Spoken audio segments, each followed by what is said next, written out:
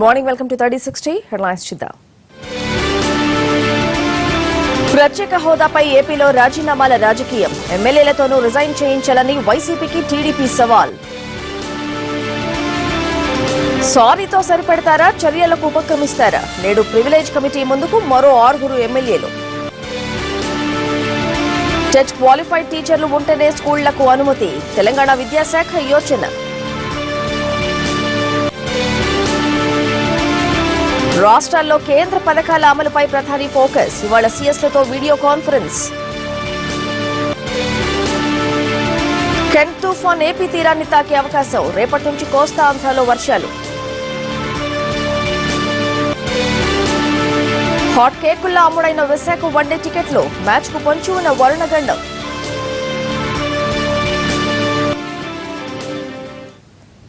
Assembly సమావేశాలు జరిగిన రగడపై AP assembly privilege committee ఇవాళ 2వ రోజు సమావేశమవుతోంది.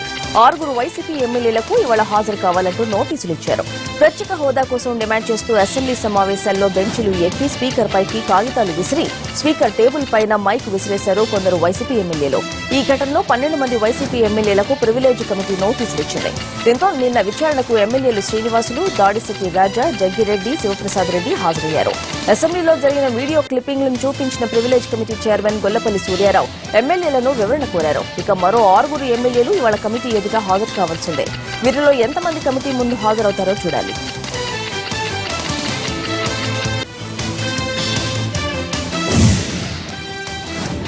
తూర్పు మధ్య బంగాళాఖాతంలో కొనసాగుతున్న తీవ్ర వాయుగుండం తుఫానుగా మారిందని విశాఖపట్నంలోని తుఫాను హెచ్చరికల కేంద్రం తెలిపింది.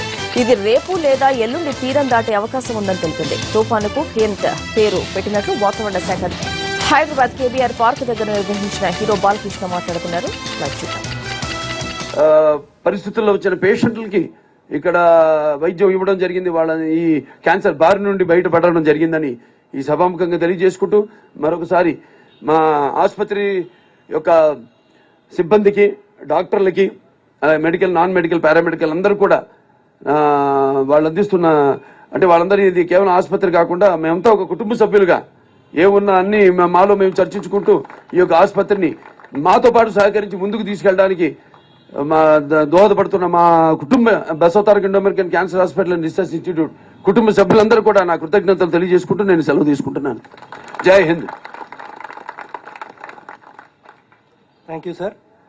May I request all the guests on the dais to release balloons, pink balloons. Symbolically, మనం ఈరోజు తెలుసుకున్నటువంటి ఈ విషయాలన్నీ కూడా ఇక్కడితో ఆగిపోకూడదు, అవధులు లేకుండా అందరికీ స్ప్రెడ్ అవ్వాలి అనే ఉద్దేశంతో ఈ బెలూన్స్ రిలీజ్ చేయడం అనేది ఆనవాయితీగా చేస్తున్నాం.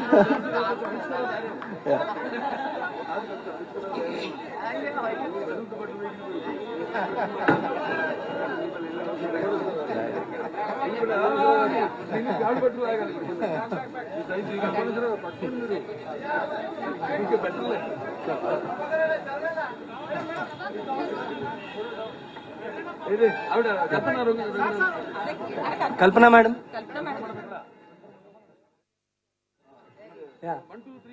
3, 2, 1.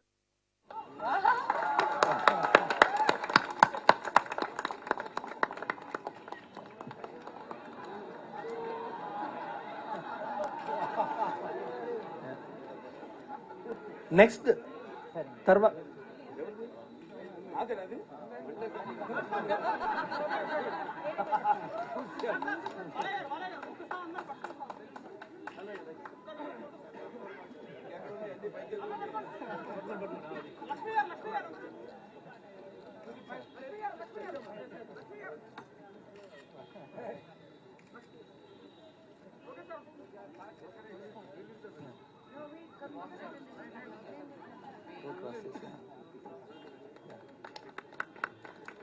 తదుపరి కార్యక్రమం బ్రెస్ట్ క్యాన్సర్ అవేర్నెస్ వాక్ ని స్టార్ట్ చేస్తాం. అందరూ జాగ్రత్తగా వినండి. మనం ఈ రోడ్ క్రాస్ చేసి రోడ్ అటువైపున క్యాన్సర్ హాస్పిటల్ వరకు వాక్ ఉంటుంది. Banners followed by guests and all of you. ఈ వాక్ ని ఫ్లాగ్ ఆఫ్ చేయాల్సిందిగా కవిత గారిని మరియు మన చైర్మన్ గారిని రిక్వెస్ట్ చేస్తున్నాం. Please give way.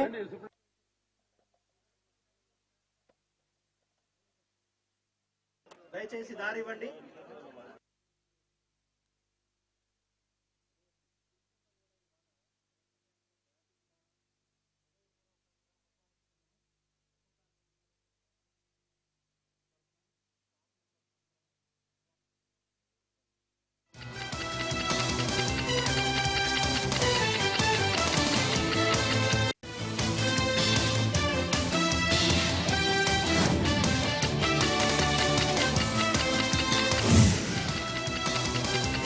పథకాల అమలు తీరుపై ప్రధాని నరేంద్ర మోడీ ఇవాళ వీడియో కాన్ఫరెన్స్ నిర్వహించనున్నారు. తమ హయాంలో చేపట్టిన పథకాలు ఆయా రాష్ట్రాల్లో ఎలా అమలవుతున్నాయనే అంశాలపై చీఫ్ సెక్రటరీతో సమీక్షిస్తారు. ఢిల్లీ నుంచి నిర్వహించే ప్రగతి వీడియో కాన్ఫరెన్స్ లో రాష్ట్రంలో అమృత్ పథకం, హైదరాబాద్ నగర పరిధిలో ఎంఎంటీఎస్ రెండో ఫేజ్ అమలు తీరు చర్చకు వచ్చే అవకాశం ఉంది.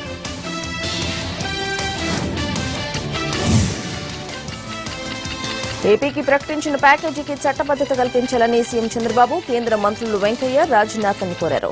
వారితో ఫోన్లో మాట్లాడిన సీఎం ఆర్థిక ప్యాకేజీకి చట్టబద్దత 9-10 షెడ్యూళ్ల విభజన అంశాలపై చర్చించారు. సాధ్యమైనంత త్వరగా ప్యాకేజీకి చట్టబద్దత కల్పించాలని కోరారు.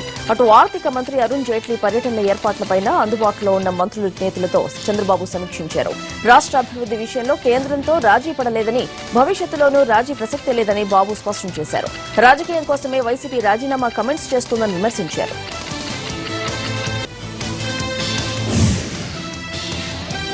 దరఖాస్తు చేసిన రైతులందరికీ వ్యవసాయ విద్యుత్ కనెక్షన్లు ఇవ్వాలన్నారు సీఎం కేసీఆర్. 5 ఏళ్లుగా విద్యుత్ కనెక్షన్ల కోసం రైతులు ఎదురు చూస్తున్నారన్న ఆయన వచ్చే 7 నెలల్లో రైతులందరికీ విద్యుత్ కనెక్షన్లు ఇవ్వాలని ఆదేశించారు.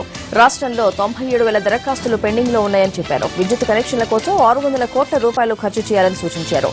కనెక్షన్ల కోసం రైతులు ఆఫీసుల చుట్టూ తిరగొద్దన్న సీఎం ప్రజా ప్రతినిధుల సిఫార్సు లేకుండా కనెక్షన్లు ఇస్తేనే అవినీతికి అడ్డుకట్ట పడుతోందన్నారు. మండలంలో ఇచ్చే కనెక్షన్ల వివరాలను గ్రామ పంచాయతీ నోటీస్ బోర్డులో పెట్టాలని ఆదేశించారు. వేసవిలో కరెంటు కోతలు లేకుండా ఏర్పాట్లు చేయాలని, రబీ సీజన్లో రైతులకు 9 గంటల ఉచిత విద్యుత్ ఇవ్వాలని ఆదేశించారు. కేంద్ర మంత్రి ఉమాభారతితో సమావేశమైన సమన్వయ కమిటీ ప్రాజెక్టుల నిర్మాణం, సమస్యలు, అమలు తీరుపై చర్చించింది. ప్రధానమంత్రి కృషి సంచయ్ యోజనలో భాగంగా దేశంలో 99 ప్రాజెక్టుల నిర్మాణానికి ఆమోదం తెలిపిన కేంద్రం అందుకోసం 80,000 కోట్లు కేటాయించింది. కేంద్రం ఆమోదించిన వాటిలో తెలంగాణ నుంచి 11 ప్రాజెక్టులున్నాయి. తొలి విడతలో భాగంగా నబార్డ్ నుంచి ఇచ్చే 15,000 కోట్ల రుణం ఎఫ్ఆర్బీఎంతో సంబంధం లేకుండా ఇవ్వాలని కోరినట్టు చెప్పారు మంత్రి హరీష్. అలాగే ప్రాజెక్టులకు కేంద్ర సహకారాన్ని 25 నుంచి 60% పెంచాలని విజ్ఞప్తి చేసినట్టు చెప్పారు.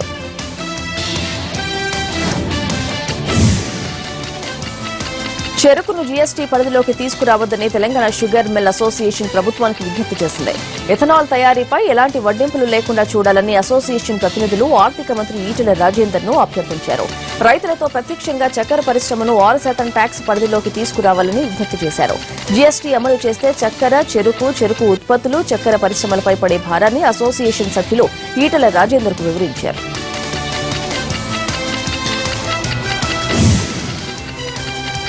విజయవాడలో ఆంధ్రప్రదేశ్ బ్రాహ్మణ కోఆపరేటివ్ క్రెడిట్ సొసైటీని ప్రారంభించారు ముఖ్యమంత్రి చంద్రబాబు.